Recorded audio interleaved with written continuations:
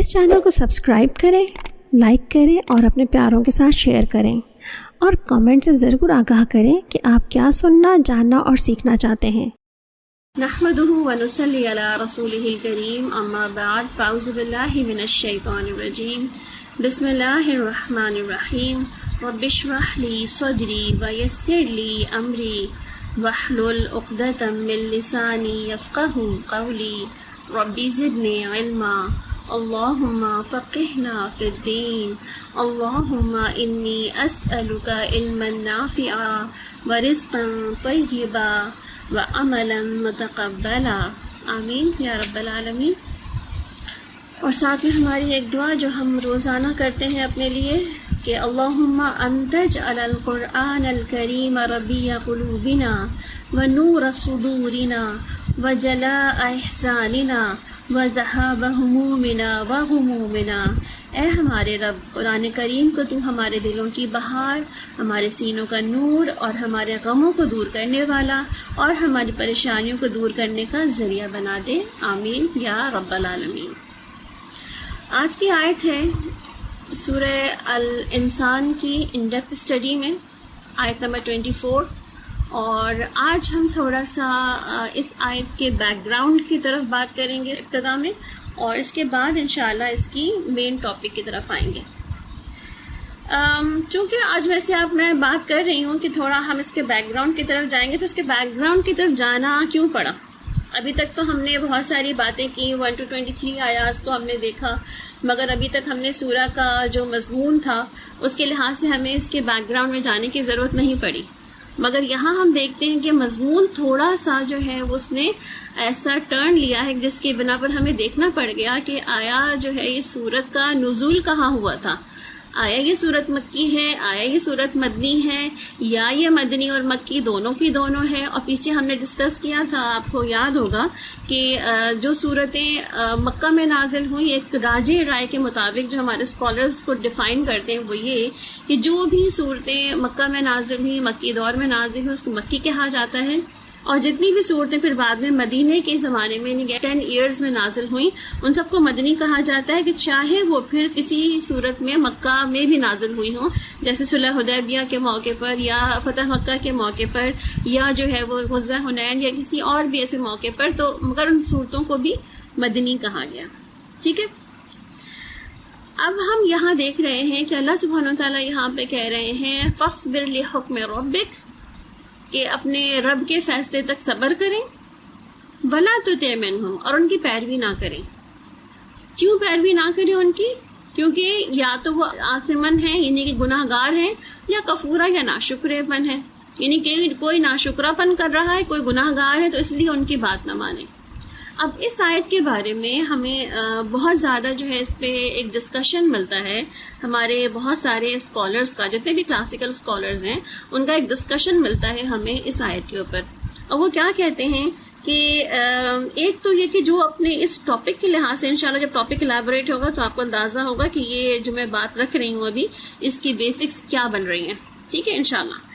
پھر سورت کے اس حصے کو، ویسے تو ہم نے یہ دیکھا کہ یہ سورت مدنی ہے،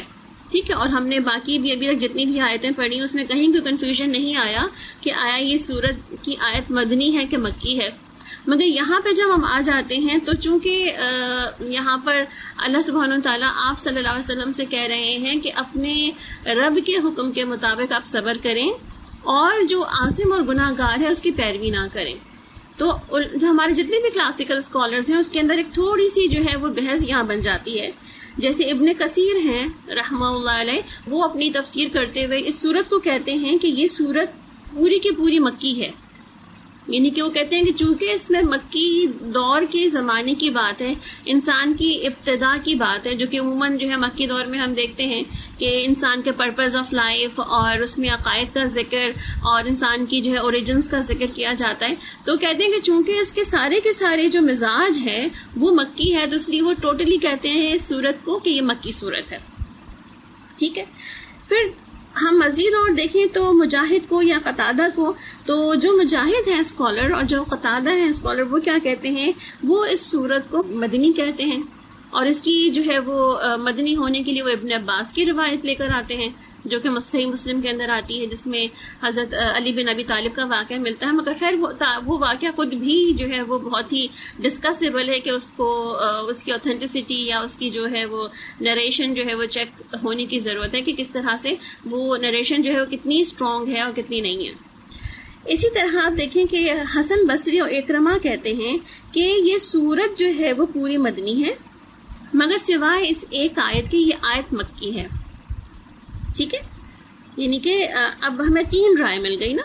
ایک رائے کیا تھی ابن کثیر کی، وہ کہتے ہیں کہ اس کا چونکہ سورت کا مزاج بالکل مکی صورتوں کے مزاج کے جیسا ہے، اور اس کے اندر جو ہے وہ ٹوٹلی اللہ سبحانہ وتعالیٰ نے کریشن آف مین اور اس کے علاوہ پرپز آف لائف اور اس کے علاوہ جو ہے وہ جنت کی جو ہے اتنی ساری ڈیٹیل ڈسکرپشن، جو کہ عموماً مدنی حصے، مکی دور کے حصوں کا خاصہ ہے کہ جہاں پر عقائد پہ بات کی جاتی ہے اور اللہ تعالیٰ جو ہے وہ جہنم کی یا جنت کی ڈسکرپشنز پیش کرتے ہیں، تو کہتے ہیں یہ چونکہ اس کا خاصہ جو ہے وہ مزاجن یہ مکی ہے تو اس لیے وہ مکی صورت کہتے ہیں۔ اس کے اندر 1-2 روایت اور بھی ملتی ہے کہ جب نبی کریم صلی اللہ علیہ وسلم کے پاس، جیسے پیچھے ہم نے جنت کا ذکر پڑھا تھا کہ جنت میں سبھی لوگ حسین اور خوبصورت ہو کر جائیں گے، تو ایک ہم نے عرابی کے بارے میں پڑھا تھا کہ ایک عرابی آپ صلی اللہ علیہ وسلم کے پاس آیا، وہ حبشی النسل تھا، بالکل سیاہ فام تھا، تو اس نے کہا کہ جنت میں جاؤں گا تو کیا میں سفید ہو جاؤں گا، گورا ہو جاؤں گا، حسین ہو جاؤں گا؟ تو اس پر آپ صلی اللہ علیہ وسلم نے فرمایا تھا کہ جنت میں جانے والے سبھی لوگ جو ہیں وہ حسین اور جمیل ہوں گے، کوئی بھی اس رنگ کا نہیں ہوگا۔ چونکہ یہ واقعہ مدنی ہے، عرابی جب آیا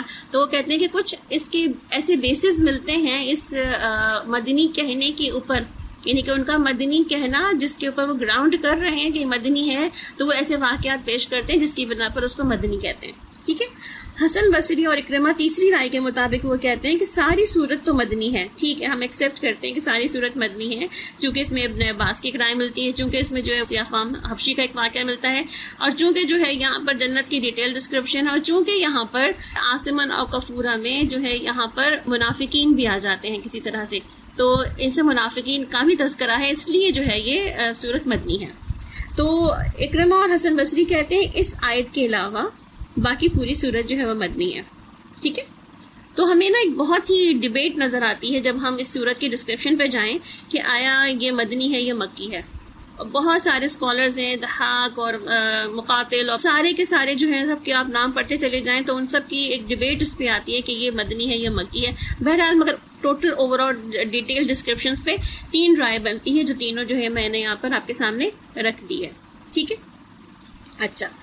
اگر تو ہم اس صورت کو ابن کثیر کی رائے کے مطابق ٹوٹل ہی مکی صورت کہیں، تو ابھی تک جتنا ابھی ہم نے پڑھا وہ اس اینگل سے اس میں کوئی چیز ایسی نہیں تھی جس میں ہم یہ کہہ سکیں کہ اس میں اللہ سبحانہ وتعالیٰ نے مکی صورت یا مدنی صورت میں جو ہے وہ کوئی ڈفرنس کیا ہو۔ ہم نے کریشن آف ہیومن کائنڈ کا واقعہ اس کے اندر پڑھا کہ how man is created by a sperm by a little drop of water, اور اسی طرح سے پھر ہم نے یہ بھی اس کے اندر دیکھا کہ اللہ سبحانہ تعالیٰ نے کس طرح جنت میں جانے والوں کی خصوصیات بتائی ہیں، اور جو خصوصیات بتائی ہیں کہ جس میں جو ہے وہ یتیم کو، یسیر کو، قیدی کو کھلانا، تو اس میں سے بھی جو ہے وہ ایسی کوئی بھی ہمیں بات نظر نہیں آ رہی جس کی بنا پہ ہم یہ کہہ سکیں کہ یہ صورت جو ہے وہ مکی نہیں اور مدنی ہے۔ بہرحال ہمارے اس جھگڑے میں یا اس ڈسکشن میں یا اس بحث میں ہمیں اس سے کچھ بھی ایسا کوئی وہ فائدہ نہیں، بلکہ بس صرف یہاں جو اس آیت پہ ہم آ کے بات کرنے جا رہے ہیں انشاءاللہ، اس آیت پہ آ کر کے ہمیں تھوڑی سی جو ہے وہ اس بیک گراؤنڈ کو دیکھنا پڑے گا، ادروائز ورنہ ہمیں اس بحث سے کوئی لینا دینا نہیں کہ یہ مدنی ہے یہ مکی، کیونکہ ہمارے لیے بہت سارے جو کام ہمیں مل رہے ہیں وہ کیا سمجھ کے مل رہے ہیں کہ ہم عمل کس بات پہ کریں گے اور ہمیں کرنا کیا ہے ایسے مواقع کے اوپر، ٹھیک ہے انشاءاللہ۔ اچھا، پھر ہم آ جاتے ہیں آج اس کے مین ٹاپک کے اوپر کہ اس کے بارے میں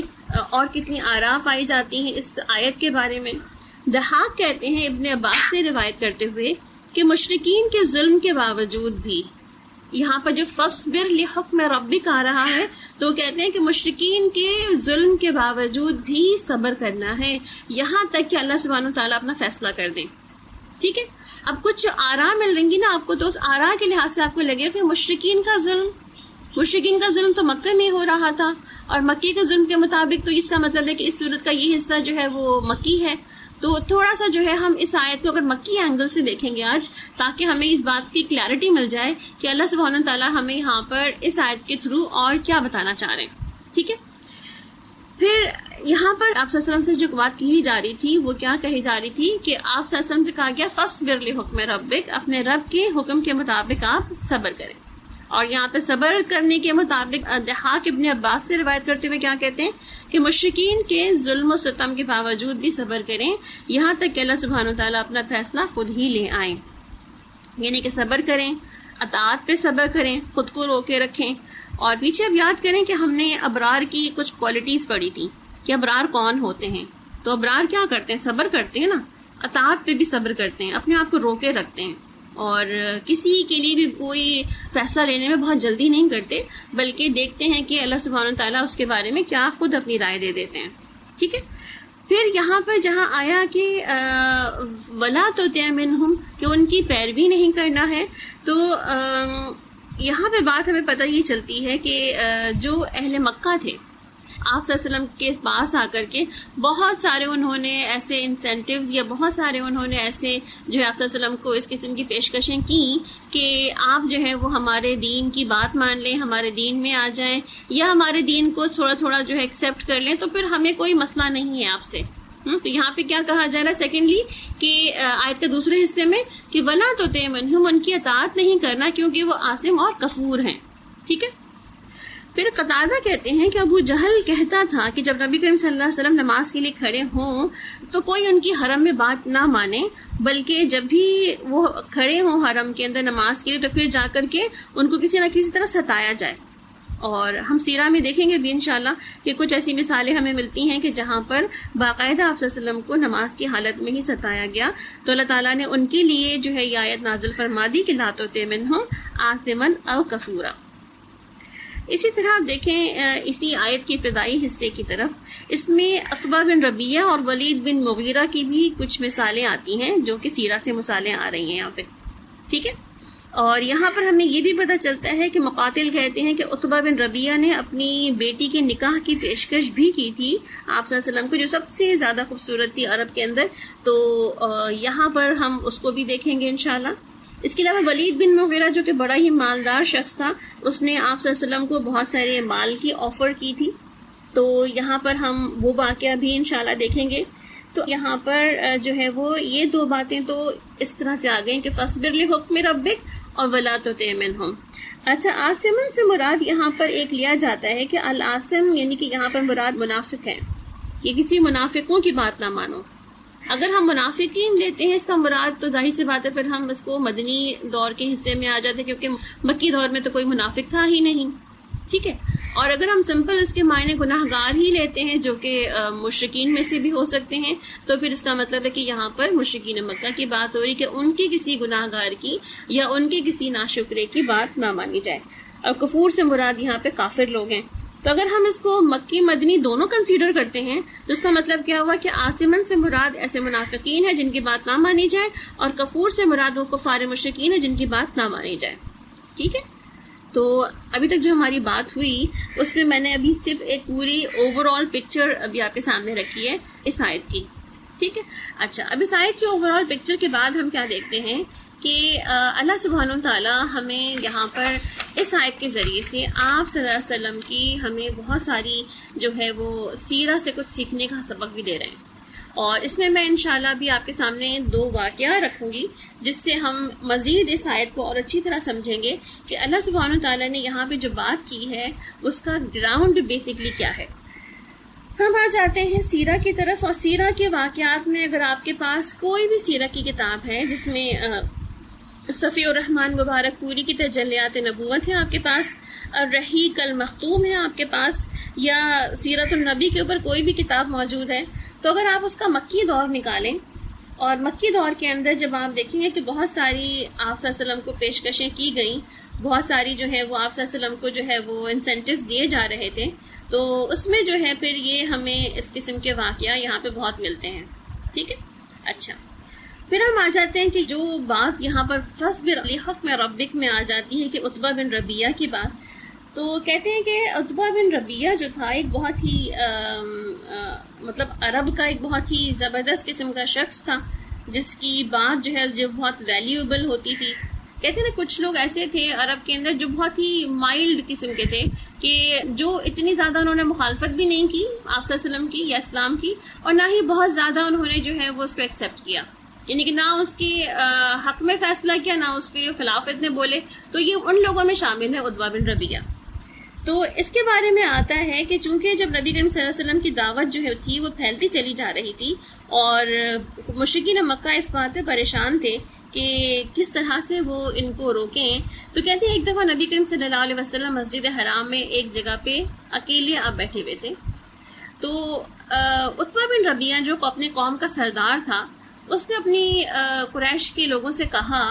کہ کیوں نہ ایسا ہو کہ میں جا کر آپ صلی اللہ علیہ وسلم سے کوئی بات کروں، گفتگو کروں. یعنی کہ جیسے ہم کہتے ہیں کہ بہت ساری چیزیں جو ہے وہ ڈسکشن سے جو ہے وہ مسئلے حل ہو جاتے ہیں بنسبت اس کے کہ ہم لڑائی جھگڑے کریں. تو یہ کہتا ہے کہ میں جا کے کیوں نہ آپ صلی اللہ علیہ وسلم کے پاس جا کے گفتگو کروں، کچھ ڈسکشن کروں، کچھ چیزیں میں پیش کروں گا، کچھ چیزیں وہ پیش کریں گے، دیکھیں ہم کیا بات پہ ہم پہنچتے ہیں. اور اس کا ارادہ یہ بھی تھا کہ آپ صلی اللہ علیہ وسلم کو ان چیزوں سے بھی باز رکھنے کی کوشش کروں کہ آپ نے کس طرح جو آ کر کے ہمارے گھروں کے اندر ایک جو ہے پھوٹ پڑ گئی ہے، گھروں کے اندر کسی کا بیٹا مسلمان ہے، کسی کا بھائی مسلمان ہے، کسی کا شوہر مسلمان ہو گیا ہے، اور اس کے علاوہ گھروں کے اندر جو ہے وہ ایک جھگڑا سا پڑ گیا ہے. تو میں سمجھاؤں جا کے کہ تم کیوں جو ہے ہمارے اس بہت چھوٹے سے ایک معاشرے کو جو ہے وہ ایک جو انٹیکٹ تھا اس کو تم تباہ کرنے جا رہے ہو. مشرکین نے کہا کہ ٹھیک ہے ابو الولید آپ جائیں، آپ جا کے بات کریں. عتبہ بن ربیعہ جو تھا وہ آ کر آپ صلی اللہ علیہ وسلم کے پاس بیٹھا اور بولا کہ بھتیجے، ہماری قوم میں تمہارا جو مقام اور مرتبہ ہے اور تم جتنے بلند پایا ہو، تمہارا نسب کیا ہے تمہیں معلوم ہی ہے. یعنی کہ ہمیں پتا ہے کہ تم بہت ہی ایک بہت اچھے خاندان سے، اچھے نسب سے تعلق رکھتے ہو، اور تمہارا بہت ہی ایک تمہاری عزت ہے ہمارے معاشرے میں. اب تم اپنی قوم کے لیے بہت ہی بڑا معاملہ لے کر آ گئے ہو، یعنی تم اپنی قوم کے لیے ہی تباہی لے کر آ گئے ہو. تمہاری قوم کے لیے ہی جو ہے ایک مصیبت آ گئی ہے کہ تم گھر گھر کے اندر لڑائی جھگڑا پڑ گیا ہے، اور تم نے ان کی جماعت میں تفرقہ ڈال دیا ہے، اور تم ان کی عقلوں کو حماقت سے دوچار کر دیا تم نے. یعنی کہ تم کہہ رہے ہو کہ وہ سب غلط ہیں باقی تم ٹھیک ہو، یا جو تمہارے دین کی پیروی کر رہا ہے وہ صحیح ہے. کہتے کہ تم نے ان کے نہ صرف ایک آباء و اجداد کو برا بھلا کہا ہے، ان کے معبودوں کو برا بھلا کہا ہے، اور ساتھ میں ان کو کافر تک ٹھہرا دیا ہے. یعنی کہ تم پہلے جو عتبہ بن ربیعہ نے اپنی بات رکھی اس میں کیا رکھا کہ آپ صلی اللہ علیہ وسلم کے نسب اور حسب سے تو میں واقف ہوں، تمہاری بہت عزت ہے معاشرے میں، مگر جو تم نے کیا ہے وہ یہ اور یہ سب کچھ ہے. ٹھیک ہے، تو کہتے ہیں کہ تم لہٰذا تم میری بات سنو، میں تمہیں کچھ باتیں تمہارے لیے پیشکش لے کر آیا ہوں، تم غور کرو، اس کو سنو، اور پھر مجھے بتاؤ کہ تم قبول کر سکتے ہو کہ نہیں. آپ صلی اللہ علیہ وسلم نے فرمایا کہ ابو الولید کہو، میں سن رہا ہوں. تو اس نے کہا کہ بھتیجے، اب دیکھیں چونکہ رشتہ داریاں تو تھی نا آپس میں، تو وہ رشتہ داری تو نہیں بھول سکتے تھے، تو اس لیے کہتے ہیں بھتیجے، معاملہ یہ ہے کہ جسے تم لے کر آئے ہو، اگر تم اس سے یہ چاہتے ہو کہ مال حاصل کرو تو ہم تمہارے لیے اتنا مال جمع کر دیتے ہیں کہ تم میں سب سے زیادہ مالدار ہو جاؤ گے، اور اگر تم یہ چاہتے ہو کہ اعزاز اور مرتبہ حاصل کرو تو ہم تمہیں اپنا سردار بنا لیتے ہیں، یہاں تک کہ تمہارے بغیر کسی معاملے کا فیصلہ تک نہ کریں گے، اور اگر تم یہ چاہتے ہو کہ بادشاہ بن جاؤ تو ہم تمہیں اپنا بادشاہ بنا لیتے ہیں، اور اگر تمہارے پاس کہیں کسی طرح سے تمہیں پتا ہے کہ تمہارے پاس کوئی جن بھوت آتا ہے جسے تم دیکھتے ہو اور تم ڈرتے ہو اور تم اس کو اپنے پاس سے ہٹا نہیں سکتے، تو ہم تمہارے لیے علاج تلاش کر لیتے ہیں، اور اس سلسلے میں جتنا بھی مال ہو سکے گا خرچ کرنے کے لیے ہم تیار ہیں تاکہ تم شفا یاب ہو جاؤ. کیونکہ کبھی کبھی ایسا ہوتا ہے کہ جن بھوت انسان پہ غالب آ جاتا ہے، اس لیے اس کا علاج کروانا پڑتا ہے. عتبہ یہ باتیں کرتا رہا اور رسول اکرم صلی اللہ علیہ وسلم یہ ساری باتیں اس کی سنتے رہے. جب وہ فارغ ہو چکا تو آپ صلی اللہ علیہ وسلم نے فرمایا کہ ابو الولید، تم نے کہہ لیا جو کہنا تھا، تم نے باتیں کر لی اپنی جو تم نے کرنی تھی؟ اس نے کہا کہ ہاں. پھر آپ صلی اللہ علیہ وسلم نے فرمایا کہ اچھا اب میری سنو. تو اس نے کہا ٹھیک ہے میں سنوں گا. آپ صلی اللہ علیہ وسلم فرماتے ہیں پھر آپ نے جو ہے سورہ حامیم سجدہ اسٹارٹ کر دیا. بسم اللہ الرحمن الرحیم، حامیم تنزیل من الرحمن الرحیم. آپ نے جو یہ آیتیں شروع کی اور ایک سرٹن جہاں پر سجدے کے لیے آیت آتی ہے وہاں پر آپ صلی اللہ علیہ وسلم نے جا کے سجدہ کیا. تو رسول صلی اللہ علیہ وسلم اس آیتوں کو پڑھتے جا رہے تھے. عتبہ اپنے دونوں ہاتھ پیچھے زمین پر ٹیکے چپ چاپ سنتا جا رہا تھا. یعنی کہ وہ چپ چاپ سن رہا تھا کہ اللہ سبحانہ و تعالیٰ ان آیات کے ذریعے سے کیا میسج دے رہے ہیں اور کیا جواب دے رہے ہیں ریٹرن میں اس کی باتوں کا. جب آپ سجدے کی آیت پہ پہنچے تو آپ نے سجدہ کیا اور پھر فرمایا ابو الولید جو کچھ تم نے سننا تھا تم سن چکے، اب تم جانو اور تمہارا کام جانے، یعنی کہ جو میں نے جواب دینا تھا تمہیں دے دیا، اب چاہے تم بات مانو یا چاہے تم نہ مانو۔ عتبہ کہتے ہیں کہ اٹھا اور سیدھا اپنے ساتھیوں کی طرف چلا گیا۔ اسے آتا دیکھتے ہوئے مشرکین نے آپس میں ایک دوسرے سے کہا کہ خدا کی قسم ابو الولید تمہارے پاس وہ چہرہ لے کر نہیں آ رہا جو چہرہ لے کر کے وہ گیا تھا۔ پھر ابو الولید آ کر بیٹھ گیا تو لوگوں نے پوچھا ابو الولید کیا خبر لے کر آئے ہو؟ اس نے کہا کہ پیچھے کی خبر یہ ہے کہ میں نے ایک ایسا کلام سنا ہے جیسا کلام واللہ میں نے کبھی نہیں سنا، یعنی کہ جو میں آج سن کر آیا ہوں میں نے کبھی نہیں سنا۔ خدا کی قسم نہ وہ شعر ہے نہ جادو نہ کہانت۔ تو کہتا ہے قریش کے لوگوں میری بات مان جاؤ، اس کے معاملے کو مجھ پر چھوڑ دو، اور میری رائے یہ ہے کہ اس شخص کو اس کے حال پر چھوڑ کر الگ تھلگ بیٹھ جاؤ۔ خدا کی قسم میں نے اس کا جو قول سنا ہے اس سے کوئی زبردست واقعہ رونما ہو کر رہے گا، پھر اگر اس شخص کو عرب نے مار ڈالا تو تمہارا کام دوسروں کے ذریعے سے انجام پا جائے گا،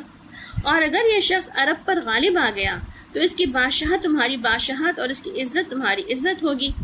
اور اس کا وجود سب سے بڑھ کر تمہاری لیے سعادت کا باعث ہوگا۔ لوگوں نے کہا کہ ابو الولید خدا کی قسم تم پر بھی اس کی زبان کا جادو چل گیا۔ پھر عتبہ نے کہا کہ اس شخص کے بارے میں میری رائے یہی ہے، اب جو تمہیں جو ٹھیک معلوم ہو وہ کرو۔ تو آپ کہتے ہیں کہ جب ایک روایت میں آتا ہے کہ نبی کریم صلی اللہ علیہ وسلم جب تلاوت شروع کی تھی تو عتبہ چپ چاپ سن رہا تھا یہ ساری باتوں کو، اور جب یہاں تک اس آیت پر پہنچا کہ فَإِنْ أَعْرَضُوا فَقُلْ أَنذَرْتُكُمْ صَاعِقَةً مِثْلَ صَاعِقَةِ الْعَادِ وَثَمُودَ کہ پس اگر وہ روگردانی کریں تو تم کہہ دو کہ میں تمہیں عاد اور سمود کی کڑک جیسی ایک کڑک سے خطرے سے آگاہ کر رہا ہوں۔ تو عتبہ جو تھا وہ ڈر کے مارے کھڑا ہو گیا، اور کہتے ہیں اس نے اپنا ہاتھ نبی کریم صلی اللہ علیہ وسلم کے چہرے پہ منہ پہ رکھ دیا کہ میں آپ کو قرابت کا واسطہ دیتا ہوں کہ آپ ایسا نہ کہیں۔ اسے خطرہ تھا کہیں یہ ڈراوا اس پر بھی نہ آ پڑے، یعنی کہ اس کے بعد تو خوف تھا اس کو۔ پھر آپ دیکھیں کہ اسی سلسلے کی ایک اور جو ہمیں واقعے کی جو ہے وہ اس کی ڈیٹیلز ملتی ہیں کہ ایک مقام پر ولید بن مغیرہ جو تھا اس نے بھی آپ صلی اللہ علیہ وسلم کو جو ہے کچھ پیشکشیں کی کہ آپ جو ہے وہ بات مان جائیں ہماری، اور ہم جو ہے پھر آپ کو چھوڑ دیں گے یا آپ کے ساتھ جو ہے وہ کوئی ایسا معاملہ نہیں کریں گے۔ تو آپ دیکھیں عتبہ بن ربیعہ نے تو مال و جاہ کی پیشکش کر دی، اور ایک اور روایت میں ملتا ہے کہ عتبہ بن ربیعہ نے اپنی بیٹی کا بھی جو ہے نکاح کی پیشکش کی تھی جو بہت حسین و جمیل تھی، تو اس کو بھی پیشکش کی تھی کہ تمہاری کسی شادی ہم اسی اچھی عورت سے کروا دیتے ہیں۔ تو پھر یہاں پر جب ان لوگوں نے کنکلوڈ کیا کہ اچھا یہاں پر سمجھ کے آیا ہمیں کہ آپ صلی اللہ علیہ وسلم جو بات کہہ رہے ہیں اس کے بارے میں کیا آتا ہے کہ ولا بقول شاعر، وہ کسی شاعر کا قول نہیں، ولا بقول کاہن، وہ کسی کاہن کا قول نہیں ہے۔ تو ان لوگوں نے کہا کہ اچھا ہم ایسا کرتے ہیں، اگر ہم آپ صلی اللہ علیہ وسلم کو شاعر کہیں تو لوگ کہیں گے تو شاعری نہیں ہے، اگر ہم ان کو کاہن کہیں تو لوگ کہیں گے نہیں یہ تو کہانت بھی نہیں ہے، اگر ہم لوگوں کو یہ کہتے ہیں کہ یہ تو جو ہے وہ کوئی کام کی بات نہیں ہے تو کہتے ہیں اس میں تو بڑی ہی کامیابی کے نقطے نظر آتے ہیں اس باتوں کے اندر۔ تو انہوں نے خود سب نے مل جل کر ڈیسائیڈ کیا اچھا اس پہ ہم یہ کہہ سکتے ہیں کہ نعوذ باللہ آپ صلی اللہ علیہ وسلم جو ہے وہ جادوگر ہیں، ساحر ہیں، اور سحر کر دیتے ہیں باتوں کے ساتھ، ٹھیک ہے۔ اب یہاں پر ہم یہ دیکھتے ہیں کہ اللہ سبحانہ تعالیٰ نے یہاں پر فاصبر لحکم ربک، فاصبر صبر کیجئے، چونکہ آپ صلی اللہ علیہ وسلم سے بات ہو رہی ہے نا کہ آپ صلی اللہ علیہ وسلم صبر کریں، لحکم ربک اپنے رب کے حکم آنے سے پہلے تک، یعنی کہ اپنے رب کے حکم کے آنے تک کا انتظار کریں۔ اچھا پھر آپ دیکھیں اسی طرح کی اگر ہم آپ صلی اللہ علیہ وسلم کو جو صبر کی تلقین مل رہی تھی، عتبہ بن ربیعہ کا واقعہ ہوا، آپ نے پھر بھی صبر سے کام لیا، اس کو کوئی جواب نہ ایسا دیا، اور اس کے علاوہ جب ولید بن مغیرہ نے بات کہی تو پھر آپ نے اس کو بھی اس قسم کی جو ہے بات کہی کہ اللہ سبحانہ تعالیٰ کے لیے مجھے ایسی کسی بھی مال کی اور کسی بھی چیز کی ضرورت نہیں ہے۔ اور جب لوگوں نے ساحر اور جادوگر اور شاعر اور کاہن کہنا شروع کیا آپ نے تب بھی جو ہے وہ ان کی باتوں کو جو ہے وہ کسی طرح کو سیریسلی نہیں لیا کہ یہ مجھے کہہ رہے ہیں، کیونکہ ظاہر سی بات آپ دیکھیں بہت سے لوگ جب آپ کے پیچھے پڑ جائیں، آپ کو ڈفرنٹ ناموں سے پکارنے لگیں، تو انسان جو ہے وہ پھر خود جو ہے وہ ڈر رہا ہوتا ہے ایک طرح سے کہ کہیں میں واقعی ایسا تو نہیں ہوں جتنا لوگ مجھے یہ کہہ رہے ہیں، یعنی کہ انسان کو اندر خود ایک احساس کمتری سی آ جاتی ہے۔ تو اللہ سبحانہ تعالیٰ یہاں پر آپ صلی اللہ علیہ وسلم کے قلب کو یا آپ صلی اللہ علیہ وسلم کو جو ہے ایک طرح سے تسلی دے رہے ہیں کہ آپ نے ایسی کوئی بات بھی نہیں کرنی جس کی بنا پر جو ہے آپ کے کام میں رکاوٹ آ جائے، ٹھیک ہے۔ اسی طرح آپ دیکھیں کہ تحقیرانہ انداز یعنی کہ آپ صلی اللہ علیہ وسلم کے بارے میں جو ہمیں پتہ چلتا ہے کہ جو آپ کا تحقیرانہ انداز جو آپ کے بارے میں کیا گیا، یعنی کہ آپ کی وحی کے بارے میں، کہ آپ جب وحی الہی آپ صلی اللہ علیہ وسلم پیش کر رہے تھے، اللہ کی احکامات پیش کر رہے تھے، تو اس وقت آپ کے لیے جو ایک انداز تھا لوگوں کا وہ کیا تھا کہ کبھی آپ کی بات کو تحقیر کا نشانہ بناتے، کبھی آپ صلی اللہ علیہ وسلم کو خود تحقیر کا نشانہ بناتے. اور اس سلسلے میں آپ اگر مکی دور کی تمام واقعات کو آپ اچھی طرح پڑھیں اور وزٹ کریں تو وہاں نظر آئے گا آپ کو کہ کس طرح نبی پاک صلی اللہ علیہ وسلم کے بارے میں نہ صرف یہ کہ ان کی نام کو جو ہے باقاعدہ مذاق کا نشانہ بنایا گیا، جیسے کہ ابو لہب کی بیوی جس کے بارے میں آتا ہے ام جمیل، اس کا پتہ چلتا ہے کہ وہ جو ہے آپ صلی اللہ علیہ وسلم کو نعوذ باللہ محمد نہیں کہتی بلکہ مزمم کہتی، یعنی قابل مذمت. اور آپ صلی اللہ علیہ وسلم فرماتے کہ یہ تو میرا نام ہی نہیں ہے، میرا نام تو محمد ہے. تو آپ دیکھیں کس لیول تک جو ہے وہ ستایا گیا، کس لیول تک جو ہے آپ کو تنگ و پریشان کیا گیا. تو آپ کو نہ صرف دیکھیے آپ کے نام کے ساتھ تنگ پریشان کیا گیا، ایون آپ کے جب بیٹے کی ڈیتھ ہوئی، جو کہ آپ کے سب سے چھوٹے بیٹے تھے جن کا نام عبداللہ ملتا ہے ہمیں، اور جو خدیجہ رضی اللہ عنہ سے پیدا ہوئے تھے، تو ان کے بارے میں جب ملتا ہے کہ جب ان کی ڈیتھ ہو گئی، نہیں پہلے تو ابوالقاسم کی ہو گئی تھی جو پہلے بیٹے تھے، اس کے بعد عبداللہ کی بھی ہو گئی، تو ایک طرح سے لوگوں نے کہنا شروع کر دیا کہ نعوذ باللہ کوئی نسل آپ کی چلنے والی آگے نہیں ہے، اور آپ یہیں پر جو ہے وہ ختم ہو جائیں گے، اور آپ کی جڑ ہی کٹ گئی ایک طرح سے، یعنی کہ اب آپ کے پیچھے کوئی آپ کی نسل کو لے کے چلنے والا کوئی بھی نہیں ہے. تو یہاں ہمیں یہ بات سمجھ آ رہی ہے کہ آپ صلی اللہ علیہ وسلم سے جو کہا جا رہا ہے فَاصْبِرْ لِحُکْمِ رَبِّکَ، کہ اپنے رب کے حکم کے مطابق یا اپنے رب کے حکم کے آنے تک کیا کرو، اپنے آپ کو صبر سے روکے رکھو، اپنے آپ کو کنٹرول میں رکھو، اپنے آپ کو جمائے رکھو، اپنے آپ کو کسی بھی وقت کسی بھی معاملے میں جو ہے وہ اپنی قدم کو ڈگمگانے نہ دو یہاں پہ. ٹھیک ہے. اور اسی کے ساتھ آپ دیکھیں کہ آگے چلیں ہم تو مکی دور کے اندر ہی تو آپ کو کیا نظر آتا ہے، نہ صرف یہ کہ تحقیرانہ انداز آپ صلی اللہ علیہ وسلم کے بارے میں تھا، بلکہ جو ابتدائی طور پر اسلام لا رہا تھا اس کے ساتھ بھی جو معاملے کیے جا رہے تھے وہ بھی انتہائی ذلت آمیز تھے. یعنی کہ جس کا بارے میں پتہ چل جاتا کہ وہ فلاں شخص اسلام میں داخل ہو گیا ہے تو اس کو انتہائی حد تک ستایا جاتا، اس کو انتہائی حد تک جو ہے وہ اس کو مارنا دھاڑنا اور اس کو جو ہے وہ لائن آف ایکشن سے باہر نکالنا اور کس طرح سے جو ہے اس کو تکلیف دے کر کے اس کو اسلام سے بدل کیا جا رہا ہوتا تھا. تو یہاں پر ہمیں نظر کیا آ رہا ہے کہ اللہ تعالیٰ رسول اکرم صلی اللہ علیہ وسلم کے بارے سے کیا کہہ رہے ہیں، فَاصْبِرْ لِحُکْمِ رَبِّکَ، اپنے رب کے حکم کے مطابق صبر کرو، یعنی کہ خود پر بھی ہونے والی زیادتیوں پر صبر کرو، اپنے فالوورز پہ ہونے والی زیادتیوں پر بھی صبر کرو. پھر اسی طرح آپ دیکھیں کہ انہی زیادتیوں کا سلسلہ، چونکہ ان زیادتیوں کا سلسلہ بہت طویل، آپ پوری مکی دور کا مطالعہ کریں تو آپ کو ان زیادتیوں کے سلسلے بہت دور تک نظر آئیں گے. پھر آپ دیکھیں اسی میں ایک سلسلہ سوشل بائیکاٹ کا بھی تھا، اور یہ سوشل بائیکاٹ کب کیا گیا تھا، شعیب ابی طالب میں مسلمانوں کو کب قید کر دیا گیا تھا، کس طرح ان کے اوپر سینکشنز لگائے گئے تھے. تقریباً 3 سال تک یہ سینکشنز جو ہے وہ چلے تھے، اور انتہائی مشکل حالات میں مسلمانوں نے جو ہے شعیب ابی طالب کے وقت گزارا تھا، جس میں حضرت خدیجہ رضی اللہ عنہا بہت شدید بیمار پڑی تھیں. اسی میں پھر ابو طالب بھی جو تھے اپنی ضعیفی کے بعد وہ ساتھ موجود تھے، وہ بھی شدید بیمار پڑ گئے تھے، اور اسی شعیب ابی طالب کے بعد ہی جو ہے ان دونوں کا جو ہے انتقال بھی ہو جاتا ہے. بہرحال تو یہاں پہ ہمیں یہ پتہ چلتا ہے کہ اللہ کے رسول صلی اللہ علیہ وسلم سے کہا جا رہا ہے کہ ان تمام سیناریو کے باوجود بھی آپ صلی اللہ علیہ وسلم صبر کریں، اور صبر کرنے کے ساتھ ساتھ جو ہے اپنے رب کے حکم کا انتظار کریں. رب کا حکم کیا آنا تھا، رب نے کیا حکم دینا تھا، یا تو یہ کہ رب تعالیٰ کا حکم یہ آنا تھا کہ وہ اللہ تعالیٰ ہی ان ظالموں سے بدلہ لے لیتا، جیسے پچھلی قوموں کے واقعات ہم نے دیکھا کہ کس طرح جو ہے قوموں کو تباہ کر دیا گیا، بدلہ لے لیا گیا. یا پھر یہ ہونا تھا کہ آپ صلی اللہ علیہ وسلم کو، جسے ہمیں انبیاء کے واقعات میں ہم دیکھتے ہیں کہ انبیاء کے لیے حکم آ جاتا تھا کہ آپ اس علاقے کو اب چھوڑ جائیں، اب اس علاقے سے آپ نکل جائیں. جیسے ابھی ہم نے سورہ یونس میں اگر آپ نے یاد ہوگا کہ حضرت یونس علیہ السلام کے واقعے کے بارے میں، یونس علیہ السلام اپنے رب کے حکم سے پہلے ہی اپنا علاقہ چھوڑ دیا تھا. وہ سنا ہوگا نا، اپنے بہت فیمس واقعہ ہے کہ یونس علیہ السلام نے اپنے شہر کو چھوڑ کر اپنے قوم کو چھوڑ کر نکل گئے، اور اس کے بعد جو ہے پھر وہ کہاں کشتی میں بیٹھے، اور اس کے بعد وہ قرآن اندازی ہوئی، ان کے بعد ان کو سمندر میں ڈال دیا گیا، سمندر میں مچھلی نے ان کو اپنے کھا لیا، ایک طرح سے پیٹ میں ڈال لیا، اور اس کے بعد جا کے سمندر کی تہہ میں جا کے بیٹھ گئی. تو آپ دیکھیں کہ یہ جو سارا سلسلہ تھا وہ کیوں تھا، کیونکہ اللہ سبحانہ و تعالیٰ نے ان کو حکم نہیں دیا تھا کہ اپنا علاقہ چھوڑ دیں، مگر اس کے باوجود بھی انہوں نے اپنا علاقہ چھوڑ دیا تھا، اس لیے جو ہے وہ ایک طرح ایک ٹیسٹ میں آ گئے. تو آپ صلی اللہ علیہ وسلم کو بھی کہا جا رہا ہے کہ فاصبر لحکم ربک، اپنے رب کے حکم کے آنے تک آپ صبر کریں، یعنی کہ آپ اس ایریا کو بھی چھوڑ نہیں سکتے. اسی درمیان میں آپ دیکھیں پہلی ہجرت حبشہ ہوتی ہے، پھر دوسری ہجرت حبشہ ہوتی ہے. اس کے باوجود بھی کہ لوگ جو ہے ادھر ادھر جا رہے تھے، مگر آپ صلی اللہ علیہ وسلم کو اجازت نہ تھی ابھی کہ اپنا شہر چھوڑنے کی، اپنا علاقہ چھوڑنے کی. اور یہ کب ہمیں ملتا ہے کہ آپ صلی اللہ علیہ وسلم کو باقاعدہ معراج کے واقعے کے بعد جا کر کے اللہ سبحانہ وتعالیٰ نے، جو اتنی انٹینس کنڈیشن ہو گئی تھی مکی صورتحال میں کہ آپ صلی اللہ علیہ وسلم پہ مشکلات کی اور مسلمانوں پر مشکلات کے جو ہے وہ بادل منڈلائے چلے جا رہے تھے، تو اس وقت جو ہے آپ صلی اللہ علیہ وسلم کیا ان کو حکم ملا تھا، اچھا اب اس علاقے کو چھوڑ جائیں اور فلاں جگہ پر ہجرت کر جائیں. اور اسی وقت ہی پھر جو ہے آپ صلی اللہ علیہ وسلم نے پھر مدینے کی طرف ہجرت کر لی تھی. ٹھیک ہے، تو وہ حکم ربک کا انتظار کرنے کے بارے میں بات ہو رہی ہے کہ ابھی بس اپنے آپ کو کنٹرول کریں. ٹھیک ہے،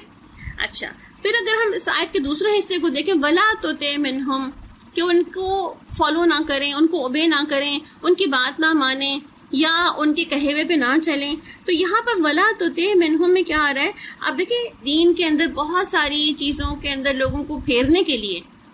مشرکین مکہ نے یہ ساری کوششیں بھی کی تاکہ لوگوں کو اسلام سے پھیر دیں، لوگوں کو اسلام کی طرف جانے سے روک دیں. اگر آپ سیرہ کا مطالعہ کریں تو نضر بن حارث کی بہت ساری کوششیں نظر آتی ہیں ہمیں کہ وہ جو ہے شخص عراق اور ہیرا گیا اور وہاں جا کر اس نے گانے بجانے والی لونڈیاں اور وہاں سے اسفندیار اور بہت سارے بادشاہوں کے قصے وہ سب لے کر کے آیا تاکہ یہاں پر آپ صلی اللہ علیہ وسلم کی اس تبلیغ کے جواب میں یہ چیزوں کو پیش کر سکے.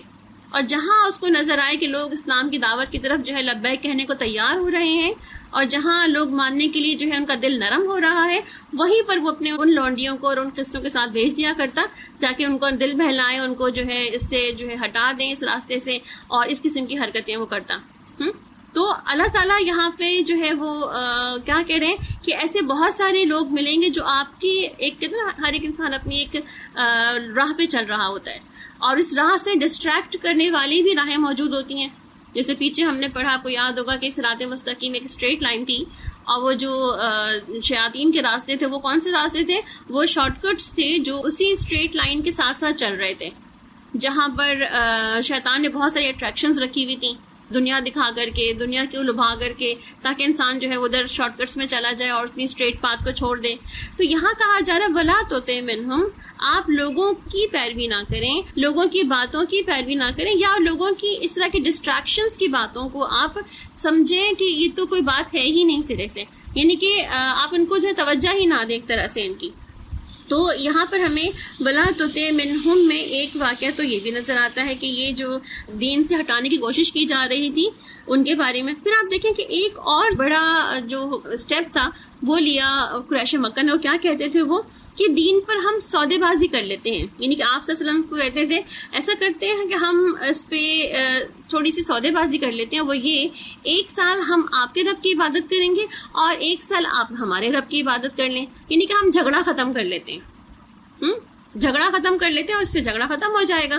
آپ نے بھی کچھ ہماری مان لی اور ہم نے بھی کچھ آپ کے مان لی، تو اس لیے جو ہے ہم اس مسئلے کا حل پیش کر لیتے ہیں ایک طرح کا. اور اسی میں آپ دیکھیں کہ آپ صلی اللہ علیہ وسلم کی جب اس بات پہ ان کو کہا گیا تو اللہ سبحانہ وتعالیٰ نے باقاعدہ قل یا ایھا الکافرون کی آیات نازل فرما دی کہ تمہارے لیے تمہارا دین، میرے لیے میرا دین ہے. نہ تم اس پہ چلو گے جس پہ میں چلتا ہوں، نہ میں چل سکتا ہوں اس پہ جس پہ تم چلتے ہو. یعنی کہ ہماری تو ٹریکس ہی ڈفرینٹ ہیں،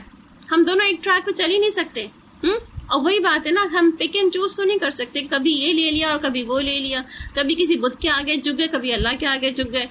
کبھی حرام سے کھا لیا کبھی حلال سے کھا لیا. تو اللہ سبحانہ تعالیٰ نے یہاں پہ باقاعدہ ایک کلیئر کٹ راستہ بتا دیا کہ ایسا کوئی دین جو ہے مکس اینڈ میچ کر کے نہیں لے کے جایا جا سکتا. جیسے آج آپ دیکھیں کہ دنیا میں ایک طرح کی ڈیبیٹ یہ بھی ہو رہی ہے کہ اتنے سارے مذاہب کی لڑائی ہے آپس میں، تو وائی ناٹ ایک یونیورسل مذہب بنا دیا جائے. کیونکہ آپ دیکھیں ہر مذہب کے اندر بہت ساری جو کریکٹرسٹکس ہیں وہ سب کے سب نارمل ہے، کامن ہے. جھوٹ بولنا ہر جگہ ناپسندیدہ ہے، ایمانداری ہر جگہ پسندیدہ ہے. جہاں پر بھی آپ دیکھیں تو آپ کو یہ چھوٹے چھوٹے جو کریکٹرسٹک نظر آئیں گے ایک معاشرے کے اندر یا انسانوں کے اندر، وہ کامن نظر آئیں گے آپ کو ہر جگہ. چوری ہر جگہ ناپسند، قتل ہر جگہ ناپسندیدہ ہے. تو کہتے ہیں کہ یونیورسل مذہب بنا لیتے ہیں جس کی تمام مذاہب کی اچھی اچھی باتیں لے کے اس میں ڈال دیں. آپ دیکھیں کہ اگر تمام مذاہب کی اچھی اچھی باتیں لے کے اس میں ڈال دیں تو کیا ہمارا جو مذہب دین اسلام ہے، کیا اس میں کہیں کوئی ایسی بات بھی لکھی ہوئی ہے کہ جس کو نکالنے کی ضرورت ہو؟ یعنی کہ ڈاکٹر ذاکر نائک سے کسی نے یہ سوال کیا تھا تو انہوں نے کہا تھا کہ دین اسلام تو خود دین انسانیت ہے، اس لیے ہمیں کسی اور دین کی ضرورت نہیں ہے۔ جو یونیورسل مذہب بنایا جا رہا ہے، جو اتحاد بین المذاہبین بنایا جا رہا ہے، اس کی ہمیں ضرورت نہیں ہے، بلکہ ہمارا دین اٹسیلف ان تمام باتوں کو خود بخود ہی جو ہے اس پہ ڈسکشن کرتا ہے، اور ایک جو ہے وہ ایک ایسی جو ہے رائے قائم کرتا ہے جو رائے ہر ایک کے لیے جو ہے وہ قابل قبول ہوتی ہے۔ تو آپ دیکھیں کہ یہاں پر جو دین کی سودے بازی کی بات تھی اس کو بھی ریجیکٹ کر دیا، بلا تو منہم، ہم ان کی بات نہیں مان سکتے، ٹھیک ہے۔ پھر اسی طرح آپ دیکھیں کہ قطع تعلقی کی بات کی گئی، بہت سارے صحابہ کرام جب اسلام لے کر آئے تو ان کے فیملیز نے قطع تعلق کر لیا، ان کو گھروں سے باہر نکال دیا، ان کے ساتھ سوشل بائیک آؤٹ کر دیا، مگر اس کے باوجود بھی آپ دیکھیں کہ کسی نے بھی یہ نہیں کہا کہ اچھا، جیسے سعد بن ابی وقاص کے بارے میں آتا ہے کہ ان کی ماں جو تھیں انہوں نے شدید ترین جو ہے اپوزیشن کی کہ جب تک تم جو ہے واپس نہیں آؤ گے ہمارے دین میں نہ کھاؤں گی، نہ پیوں گی، نہ سائے میں بیٹھوں گی، یعنی کہ انہوں نے قسم اٹھا لی ایک طرح کی۔ اور ماں کا معاملہ آپ دیکھیں کتنا زبردست آپ کے لیے ایک الارمنگ سچویشن ہوتی ہے کہ جب ماں کھائے پیے نہ اور بیمار پڑنے شروع ہو جائے، اس کے باوجود بھی آپ دیکھیں کہ ان کو پتا تھا کہ یہ صرف اور صرف کس لیے ہو رہا ہے کہ یہ صرف مجھے اسلام سے پھیرنے کے لیے ہو رہا ہے۔ تو بہرحال آپ دیکھیں اس قسم کے بہت سارے ہمیں جذباتی اور ایموشنل قسم کے جو ہے وہ لوگوں کو سیٹ بیک سے بھی گزرنا پڑا کہ جہاں پر رشتہ داروں نے رشتہ داریاں توڑ لیں، گھروں سے باہر نکال دیا، کپڑے تک اتار دیے، یہاں تک کہ برے حالوں میں باہر نکال دیا۔ مصعب صہیب کے بارے میں ملتا ہے ہمیں کس طرح ان کے ساتھ حالات ہوئے۔ تو آپ دیکھیں کہ ایسے بہت سارے واقعات بھی، مگر اس کے باوجود بھی کیا اللہ تعالیٰ کا یہ قانون بدلا تو نہیں نا، وَلَا تُطِعْ مِنْهُمْ، یعنی یہ نہیں کہا گیا یہاں پہ کہ ٹھیک ہے اگر کبھی ایسا ہو تو پھر سوچ لینا، کچھ دیکھ لینا، کچھ اور کور کر لینا، ان کی بات کچھ مان لینا۔ تو ہمیں اوور آل جو یہاں پر ان دو باتوں کے ایکسپیکٹ سے پتہ چل رہا ہے وہ یہ کہ فاصبر لحکم ربک میں ایک ایکسپیکٹ نظر آ رہا ہے ہمیں کہ جہاں پہ بات ہو رہی ہے کہ کسی بھی ایسے شخص کی بات نہ ماننا جو کہ تمہارے لیے صحیح نہ کہہ رہا ہو، اور اللہ کے حکم کے آنے تک کا انتظار کرنا، اور اپنے آپ کو خود صبر سے جما لینا۔ کہتے ہیں نا اپنے پاؤں، اپنی گراؤنڈ اسٹرانگ کر لینا، اپنے پاؤں کو اسٹرانگلی جو ہے زمین پہ جما لینا تاکہ تم جو ہو ثابت قدم رہو، تم اپنی جگہ نہ چھوڑو، ٹھیک ہے۔ تو یہاں پر ہمیں یہ چیز جو ہے یہاں سے پتہ چلتی ہے۔ پھر آپ آ جائیں کہ اللہ سبحانہ وتعالیٰ ہمیں جو یہ کہہ رہے ہیں، اگر ہم اس کا تعلق آیت کے اس حصے کا فاصبر لحکم ربک کا پچھلی والی آیت سے جوڑیں جہاں پہ ہم نے بات ختم کی تھی کہ تنزیل قرآن کے اندر کس طرح ہمیں اپنے آپ کو جو ہے وہ روکنے کی ضرورت ہے اور عمل کرنے کی ضرورت ہے، یعنی کہ تنزیل القرآن کے وقت میں جب قرآن نازل ہو رہا ہے، قرآن پر عمل کیا جا رہا ہے، قرآن کو سکھایا جا رہا ہے اور اس کو اپنا تعلق اسٹرانگ کیا جا رہا ہے، وہاں پر بھی آپ کو اگر اپنے پیچھے سے تعلق جوڑیں تو فاصبر لحکم ربک، اپنے رب کے حکم آنے تک جو ہے اس پر بھی کیا ہو، جمے رہو۔ جو چیز تمہیں مل گئی ہے، قرآن پاک جو تمہارے پاس آ گیا ہے، اس کے آنے پر صبر سے رک جاؤ اور جم جاؤ، یعنی کہ تم اگر اس پہ جم جاؤ گے، اسٹرانگلی جو ہے وہ اس پہ بلیو کرتے ہوگے، تو پھر تمہارے پاؤں کوئی بھی ڈگمگا نہیں سکتا، یعنی کہ تمہیں کوئی بھی جو ہے وہ گراؤنڈ سے ہٹا نہیں سکتا۔ اچھا، اس کے ساتھ پھر ہم آگے چلیں اگر، تو اللہ تعالیٰ یہاں پہ کہہ رہے ہیں کہ فاصبر، صبر کریں۔ صبر کریں میں پھر اور کیا کیا چیزیں آ جاتی ہیں کہ صبر کریں مطلب انتظار کریں، کس کا؟ اللہ کے فیصلے کا انتظار کریں۔ کب تک انتظار کریں؟ کہ اللہ کی مہلت کب ختم ہو جاتی ہے، یعنی کہ کب اللہ تعالیٰ اپنے رسول کے حق میں فیصلہ دے دیتے ہیں، اور کب یا کسی قوم کی پکڑ کا فیصلہ آ جاتا ہے۔ اور چونکہ یہ والی بات عموماً ہمارے دلوں میں آ رہی ہوتی ہے نا، جب کسی کو ہم دیکھ رہے ہوتے ہیں کہ کسی کی تو رسی اتنی دراز ہو رہی ہے اور کوئی شخص جو ہے وہ اپنی تمام تر گناہوں کے باوجود بھی پکڑا نہیں جا رہا، تو ہم کہتے ہیں پتہ نہیں اللہ تعالیٰ کو اس کی کیا بات اتنی پسند ہے کہ اس کا جو وقت ہی پورا نہیں ہو رہا۔ تو یہاں پر ہمیں ایک اور نقطہ بھی سمجھ آتا ہے کہ آپ صلی اللہ علیہ وسلم کے دل میں یا صحابہ کرام کے دل میں جو بات آ رہی تھی کہ مشرکین مکہ نے ظلم کی اتنی انتہا کر رکھی ہے اور اس کے باوجود بھی اللہ تعالیٰ کا فیصلہ نہیں آ رہا ان کے بارے میں۔ آپ سوچیں 13 سال 13 years is too long period، کتنا جہد مسلسل والی کنڈیشن ہے یہ کہ جس میں ہر وقت کچھ نہ کچھ سہنا پڑ رہا ہے، ہر وقت کچھ نہ کچھ جھیلنا پڑ رہا ہے مسلمانوں کو. تو یہاں پہ کیا رہے کہ صحابہ کرام کے دل میں بھی یہ بات جو ہے، یا آپ صلی اللہ علیہ وسلم کے دل میں یہ خیال بھی تھا کہ جو اللہ سبحانہ تعالیٰ اتنا لمبا ٹائم پیریڈ ہو گیا ہے، ان کے ظلم کی رسی جو ہے وہ دراز کی دراز ہوتی چلی جا رہی ہے، بلکہ اور آگے سے آگے بڑھتے چلے جا رہے ہیں، اور ان کی کوئی رسی کھینچ ہی نہیں رہا. تو یہاں پر ہمیں یہ بھی بات پتہ چلی کہ اللہ سبحانہ تعالیٰ کیا فرما رہے ہیں. ایسا کبھی کوئی خیال ہمارے دل میں آئے کسی کے بارے میں کہ اللہ فلاں کی رسی بڑی دراز اور اس کو پکڑتا کیوں نہیں، یعنی کہ اس کو اتنی مہلت کیوں ملی ہوئی ہے. تو اللہ تعالیٰ کیا فرما رہے ہیں، فاصبر، صبر کرو. کیوں؟ اللہ کا حکم ہر ایک کے بارے میں مختلف ہے. کسی کو بھی اگر اتنی لمبی مہلت مل گئی ہے، یا کسی کو بھی اس کی عمر اتنی لمبی دراز ہو گئی ہے، تو کہیں نہ کہیں اللہ تعالیٰ نے اس کے لیے حجت تمام کرنی ہے، تاکہ وہ اپنی زندگی میں کسی وقت میں ایسا موقع آ جائے کہ وہ اللہ کے دین کی طرف لوٹ آئے، پلٹ آئے، یا سمجھ آ جائے اس کو. تو کم از کم وہ مہلت تو پوری ہونے دو، کیونکہ ہر ایک کی مہلت مختلف ہے نا، ہر ایک کی عمر مختلف ہے، قوموں کی عمر مختلف ہے، انسانوں کی عمر مختلف ہے. تو اللہ تعالیٰ نے جتنی مہلت کی عمر رکھی ہے، مے بی دیٹ پاسبل کہ وہ اپنی مہلت کی عمر میں ہی جو ہے وہ ریپینٹ ہو جائے، واپس آ جائے، پلٹ جائے، رجوع اللہ کر لے. اور اگر وہ رجوع اللہ کر لیتا ہے، اس کا مطلب ہے کہ پھر اس کی آگے کی جو ہے وہ لائف جو ہے وہ ڈفرینٹ ہو جائے گی. تو یہاں پر اللہ سبحانہ تعالیٰ کیا فرما رہے ہیں کہ اگر کوئی ایسا خیال آپ کے دل میں آ بھی رہا ہے، یا صحابہ کرام بھی اس بارے میں سوچیں، جیسے کہ خباب بن ارد کے بارے میں ملتا ہے نا، کہ جب انتہائی وہ ستائے جاتے تھے، تو ایک بار نبی کریم صلی اللہ علیہ وسلم جب وہ خانہ کعبہ کے پر ٹیک لگائے وہاں بیٹھے تھے، تو وہ آتے ہیں اور آپ صلی اللہ علیہ وسلم سے کہتے ہیں کہ یا رسول اللہ صلی اللہ علیہ وسلم، آپ دعا کیوں نہیں کرتے کہ اللہ تعالیٰ اتنی مشکل جو ہم پر پڑی ہوئی ہے اس کو آسان کر دے. آپ صلی اللہ علیہ وسلم انتہائی جو ہے کہتے ہیں نا کہ ان کو ایک طرح سے ان کا غصہ چہرے پہ نظر آ رہا ہوتا ہے کہ کس طرح جو ہے وہ یہ بات جو ہے ہمارے صحابی نے کر دی ہے. آپ صلی اللہ علیہ وسلم اس وقت کہا کہ تم سے پہلے کچھ قوموں کے اوپر ایسے واقعات بھی گزر چکے ہیں کہ ان کے جسم آرے سے کاٹ دیے جاتے تھے، ان کو آگ میں پھینک دیا جاتا تھا. تو ابھی تمہارے اوپر تو وہ وقت نہیں گزرا، انہوں نے بھی صبر کیا، تو تمہیں بھی صبر کرنے کی ضرورت ہے. اور اللہ کے حکم کا انتظار کرو. اور اللہ کے بارے میں کیا آتا ہے کہ انا نصر اللہ قریب، کہ اللہ کی تو جو مدد ہے وہ قریب ہی ہے، آ ہی جائے گی جلدی. اور آپ دیکھیں 13 ایئرس کے بعد آ ہی گئی مدد قریب. اور اس میں بھی 13 ایئرس میں دیکھیں اب کتنی مدد آتی گئی نا. کتنے بڑے دشمن تھے اسلام کے، حضرت عمر فاروق رضی اللہ عنہ، ابتدا میں اگر آپ ان کے بارے میں پڑھیں تو، مگر وہ اسلام لے آئے الحمدللہ. حضرت حمزہ اتنے جو ہے وہ سپورٹ اسلام کے لیے ملی ان کے اسلام لانے کے بعد. اسلام میں بڑے بڑے اور نام نظر آتے ہیں کہ جنہوں نے اسلام میں داخل ہونے کے بعد اسلام کو تقویت پہنچائی. تو اللہ تعالیٰ مسلسل جو ہے وہ کچھ نہ کچھ حل پیش کرتے جا رہے تھے اس وقت پہ. تو عموماً ایسا ہی ہوتا ہے ہمارے ساتھ بھی کہ جب بھی کوئی ایسی کوئی مشکلات یا کوئی مشکل کا دور ہوتا ہے، یا ہم پر کوئی آزمائش ہوتی ہے، تو ہم کیا کہتے ہیں کہ آزمائشیں تو ختم ہی نہیں ہونے کا نام لے رہی. یہ بیماری تو اتنی لمبی طول پکڑ گئی ہے کہ یہ ختم ہی نہیں ہو رہی. اور یا تو ہم یہ بعض اوقات کسی اور کے بارے میں کہہ رہے ہوتے ہیں فلاں کتنا نافرمان ہے، یا فلاں کتنا گناہ گار ہے، اور اس کے لیے تو رسی دراز ہی ہوتی چلی جا رہی ہے، اور اسے کوئی پکڑ ہی نہیں ہو رہی، کوئی پکڑتا ہی نہیں ہے اس کو.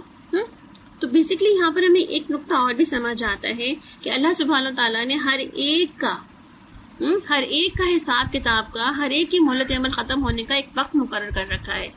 اور وہ ہماری خواہش سے نہیں آئے گا، وہ اللہ تعالیٰ کی رضامندی سے ہی آئے گا. یعنی کہ جب اللہ تعالیٰ چاہیں گے تب ہی ایسا ہوگا.